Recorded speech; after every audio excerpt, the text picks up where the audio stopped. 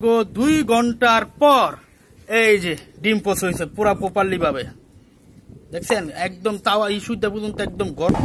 প্রত্যেকটা মানুষের দেখতেছি যে রোদের মধ্যে ডিম ভাজতেছে, ঠিক আছে।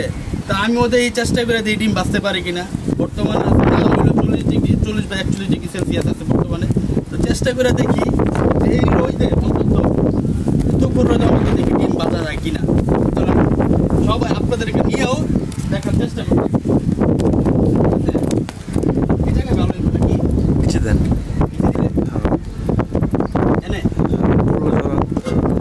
আধা ঘন্টা হয়েছে, আধা ঘন্টার মধ্যে আমরা এখনো মানে পরীক্ষামূলক কিছু দেখি নাই। যখন ডিম ফাটামু, ডিম ফাটাই দেখা যাক কি হয়। আর কাঁচা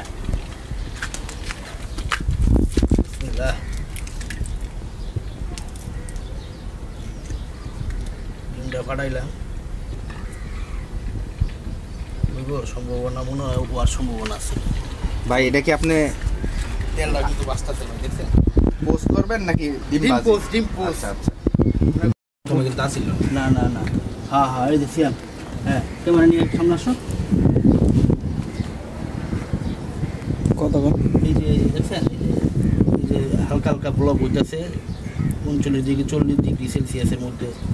এখানে উপস্থিত আছে বাড়ির মালিক এমডি সাব্বির শেখ, এখানে আছে অ্যালেক্স বিডি টাইমের ওনার অ্যালেক্স রাজু।